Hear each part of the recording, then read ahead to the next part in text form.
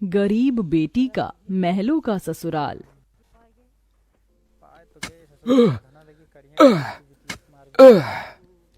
तपती धूप में वह गरीब किसान खेतों में फावड़ा चला रहा था। उसके माथे से तर तर पसीना बहे जा रहा था। तभी गंगा गमछा उठाकर पिता का पसीना पोंछती है।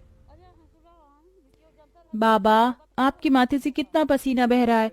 आप थक भी गए हैं, थोड़ी देर आराम कर लो। फावड़ा मुझे दो। गंगा को खेत में फावड़ा चलाते देख सेवक राम की आंख भर आती है। मेरी गरीब बेटी के जिन हाथों में मेहंदी लगनी थी, उन्हीं नाजुक हाथों से मेरी गंगा सख्त फावड़ा चला रही है। तू एक गरीब की बेटी को ही ऐसा भाग्य देकर क्यों भेजता है भगवान। एक गरीब के जीवन की सबसे बड़ी दुविधा बेटी को ब्याहना होता है। ये कहानी है ऐसे ही किसान सेवक राम की, जो बड़ा गरीब है। उसकी दो बेटी गंगा और अंजू हैं। यूं तो सेवक राम ने गंगा के लिए कई रिश्ते ढूंढे, मगर भला एक गरीब की बेटी का हाथ कौन थामना चाहता है। किसी तरह से उनका जीवन कट रहा था। सेवक राम, उसकी बूढ़ी पत्नी जानकी और दोनों बेटी सारा दिन तपती धूप में खेत में काम करते रहे। शाम को खेत का मालिक ब्रिज वहां आया। अरे ओ सेवक राम, सारा खेत जोत दिया? जी ब्रिज बाबू, खेत भी जोत दिया और बीज भी बो दिया। ये ले, तेरे परिवार की आज की दिहाड़ी 250 रुपए। ये क्या मालिक, आप पैसे तो कम दे रहे हैं। पहले मेरी अकेले की दिहाड़ी आप मुझे 200 रुपए देते थे, फिर घटाकर 100 रुपए कर दिया और फिर सीधे 70 रुपए कर दिया, और उसमें भी पूरे पैसे नहीं दे रहे हैं। मैं, मेरी दोनों बेटी और पत्नी को मिलाकर हम कुल 4 जन आज खेत में दिन भर जर मर कर खटे हैं।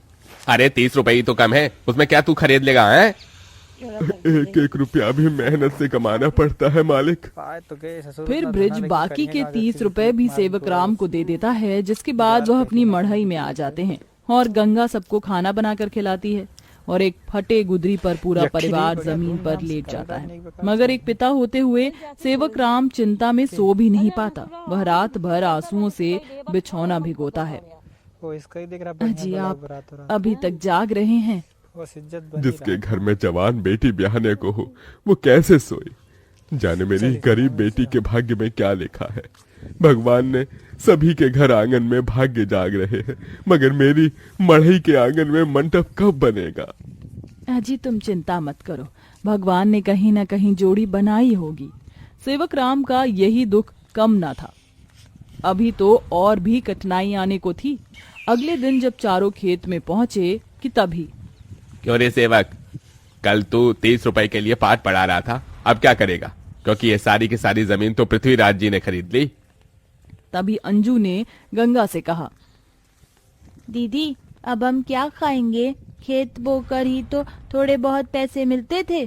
सेवक राम अपने परिवार को लेकर लौट आया। वह दिन रात चिंता में गलने लगा। ऐसे घर कैसे चलेगा प्रभु, कैसे होगी गंगा की शादी। और शादी नहीं हुई तो लोग मेरी गंगा को जाने क्या क्या नाम देंगे, क्या क्या ठहराएंगे जानकी। मैं काम ढूंढने जा रहा हूँ। बाबा, मैं भी आपके संग चलूंगी। दोनों काम ढूंढते एक बड़े से मिल में आए, जहाँ शिव नाम का एक नौजवान गरीब मजदूर भी काम कर रहा था। जहाँ मजदूर राशन की बोरी भरी मालगाड़ी खींच रहे, सेवक राम ने काम मांगा। दोनों को काम मिल गया। गंगा अपने पिता की बराबरी में काम करती। तपती धूप से अक्सर उसके पांव और हाथ में मालगाड़ी खींचने से छाले से पड़ जाते, तो वहीं घर आकर वह अपनी माँ का हाथ बटाती। आप ही अपनी चक्की पीसती, कड़ी धूप में सड़कों से गोबर बीन कर लाती, उपले बनाती। एक दिन मालगाड़ी खींचते वक्त शिव उसकी मदद करता है। काका, क्या मैं आप दोनों के साथ खाना खा सकता हूँ? बड़ी भूख लगी है और मैं खाना भी नहीं लाया। हाँ बेटा, आओ ना। ये कहते हुए गरीब गंगा अपने प्याज और रोटी में से उसे भी देती है और हिचक से भरकर कहती है, माफ कीजिएगा, आपको खिलाने के लिए हमारे पास कोई पूरी पकवान तो नहीं है, जो है यही खा लीजिए। शिव वह रूखा सूखा भी हंसकर खाने लगा। अब अक्सर शिव उनकी मदद कर देता। उसकी अच्छाई गंगा के मन को भाने लगी और एक दिन शिव ने कहा, काका, अगर आप मुझे इस काबिल समझे तो मैं आपकी बेटी का हाथ थामना चाहता हूँ। बेटा, मेरी गरीब बेटी को तुम जैसा मेहनती जीवन साथी मिलेगा। मुझे तुम पसंद हो बेटा। गरीब सेवक राम की दिली इच्छा तो थी कि गंगा को बड़ा और अच्छा घर द्वार मिले, मगर उसके मन में शिव को लेकर भी एक संतोष था। मगर सेवक राम ने जो कभी सोचा भी नहीं था, अगले दिन वो हुआ। कई बड़ी गाड़ियां लाइन से उसके चौखट पर आईं और शगुन से भरी थालियों के साथ शिव अपने परिवार के संग उनके घर आया। उनके महंगे कपड़े लत्ते देख एकदम महलों में रहने वालों से थे। शिव के संग उसके माता पिता पृथ्वीराज, वसुंधरा और बहन योगिता थी। अंजू ने उन्हें देख तपाक से बोला, अरे बाप रे, ये तो राजा महाराजा से लगते हैं। अजी आपने तो कहा था शिव गरीब घर का लड़का है। शिव बेटा, ये सब क्या है? यही मेरी सच्चाई है काका। माफ कीजिएगा, मैं मजदूर या गरीब नहीं था, बल्कि महलों का बेटा हूँ। मगर मुझे एक ऐसा जीवन साथी की खोज थी जो मेरा धन दौलत देखकर मुझे न अपनाए। इसलिए मैं उसे ही ढूंढने के लिए ये जीवन जी रहा था।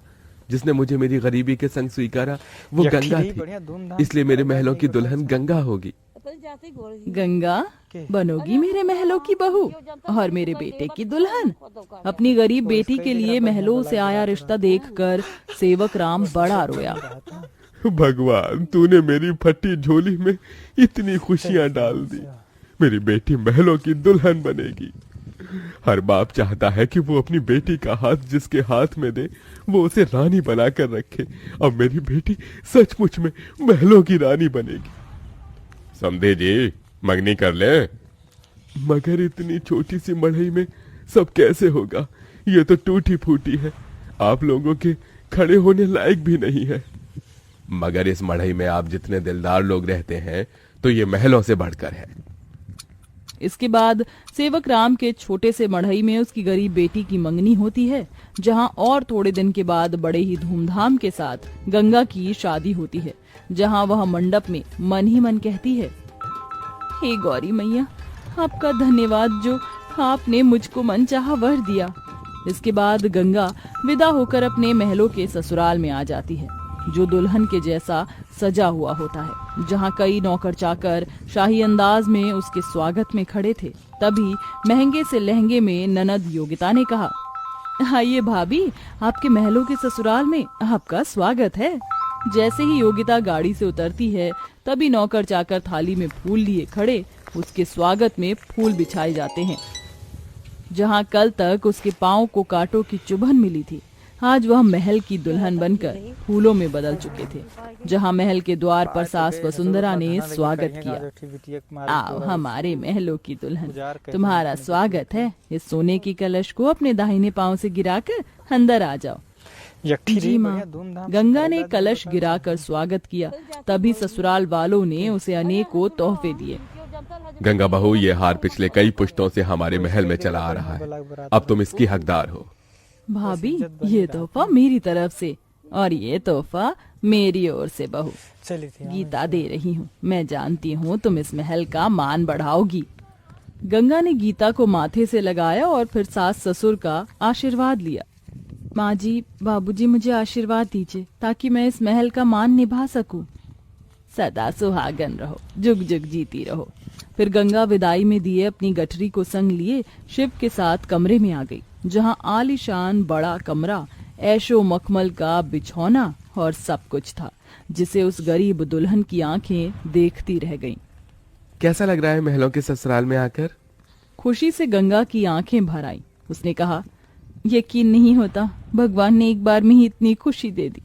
शिव, सब एक सपने जैसा लग रहा है। अब यही तुम्हारी दुनिया है। उस रोज जमीन पर सोने वाली गंगा मखमल के बिछौने पर सोई। अगले दिन वह नहा धोकर नीचे आई, जहां खाने की शाही मेज लगी थी और इर्द गिर्द नौकर खड़े थे। बहू, बैठो, खाना खाओ। तभी नौकर ने गंगा को खाना परोसा। एक निवाला खाते ही गंगा को अपनी संघर्ष भरी जिंदगी और याद आ गई। उसकी आंखों से आंसू छलक गए। क्या हुआ गंगा बहू, खाना अच्छा नहीं बना? नहीं माँ जी, बहुत अच्छा बना है। बस ये सब खाने के तो एक गरीब की ख्वाहिश होती है। मैं बहुत खुश हूँ। बस चाहती हूँ कि हर लड़की को उसके सपनों का ससुराल मिले, जैसे मुझे मिला। थोड़े दिन में गंगा अपने महलों के ससुराल में सुखी से रहने लगी। किसी गरीब की बेटी को चुनकर हम भी ये पुण्य कमा सकते हैं। यकठी रही बढ़िया।